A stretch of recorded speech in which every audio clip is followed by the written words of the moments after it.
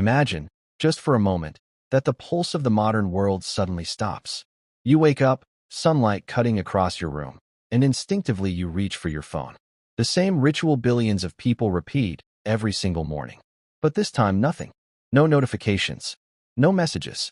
No signal bars. Your Wi-Fi icon remains hollow, empty. You restart the device. You check again. Still silence. Maybe the network is down, you think. Maybe the service provider is updating something. But hours pass. Then a day. Then more. And the truth spreads like wildfire. The internet is gone. Not just temporarily. Not a glitch. Not an outage. Gone. Forever. The invisible threads that tied together the entire globe have snapped. The internet was never just entertainment. It was never just social media or cat videos. It was the bloodstream of civilization. The nervous system of the planet. From banking to hospitals, from satellites to air traffic, from military defense to the phone in your hand. It was everywhere, doing everything, all at once. And in a single instant, it vanishes. The collapse begins quietly, almost invisibly, but the consequences roar across the planet. First, finance. More than 90% of the world's transactions today depend on the internet. The global stock markets, trading millions of shares every second, freeze in place. Banks, stripped of their networks, shut down overnight. Credit cards become worthless. ATMs are cold, lifeless machines.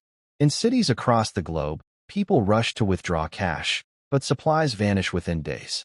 Crowds turn into riots. Fear spreads faster than any virus. Next comes health. Hospitals lose access to their databases. Digital records vanish. Complex machines, running on constant updates, falter. Life-saving devices, ventilators, monitors, diagnostic tools, many fall into disrepair. Doctors scramble to return to pen and paper, to old methods. But the scale of modern medicine was never designed for such regression. Thousands, then millions, of lives are placed at risk. Pharmacies run out of essential drugs because supply chains collapse, and manufacturing itself is paralyzed by broken communication. A patient in one city might wait for a medicine that was supposed to arrive from another continent. But now, no shipment arrives. No message is sent. The chain is broken. Then, communication itself. In one breath, the world goes silent. No phone calls across borders. No video chats across continents.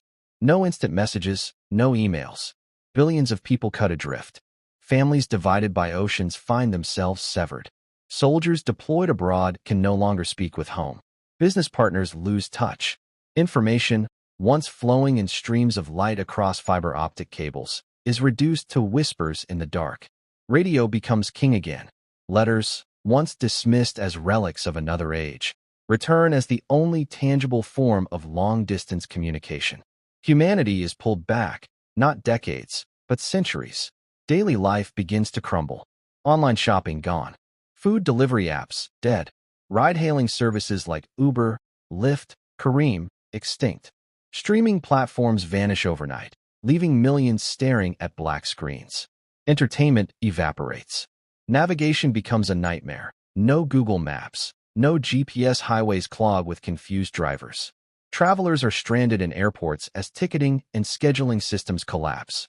Cargo ships sit in ports, unable to receive orders. Airplanes remain grounded. The machinery of globalization grinds to a halt. To grasp the weight of this, we must look backward. Once upon a time, before the internet, humanity functioned in slower rhythms. A letter took weeks. News traveled by ship or by telegram. Businesses expanded cautiously, locally. But that world was simpler, lighter, less fragile. Today, everything is woven together. A factory in China depends on a part made in Brazil, coordinated by software in the United States, financed by a bank in Europe. Remove the internet, and the weave collapses. The complexity that gave us power now becomes our greatest vulnerability. The first day brings confusion. The first week brings panic. Within a month, chaos blooms. Fuel shortages spread. Food supply chains break. Black markets emerge. Desperation grows. By 6 months, governments declare martial law. Military patrols appear on streets. Curfews are imposed. Borders close. But even armies are weakened without digital coordination. Satellites cannot synchronize. Radars falter. National defenses stumble. A new kind of vulnerability emerges, nations blind, deaf, and unprepared. 1 year in, the world is unrecognizable. Communication has reverted to primitive technologies, ham radios, shortwave broadcasts, even carrier pigeons. Newspapers begin to rise again, printed slowly, but circulation is limited. An entire generation that grew up in a digital world faces something unimaginable: life without connection, without instant answers, without the endless stream of information that shaped their minds. Loneliness spreads like a shadow. Depression rises. Societies fracture. Cities shrink inward. Villages grow isolated. Humanity retreats into survival mode. But even in this darkness, new adaptations emerge. Farmers barter goods instead of ordering online. Local communities band together. Handmade maps return to guide travelers. Libraries, once forgotten, become vital again as knowledge returns to paper. The collapse does not end humanity, but it reshapes it.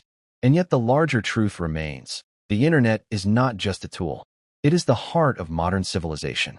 Without it, the arteries clog, the lungs collapse, and the mind goes dark.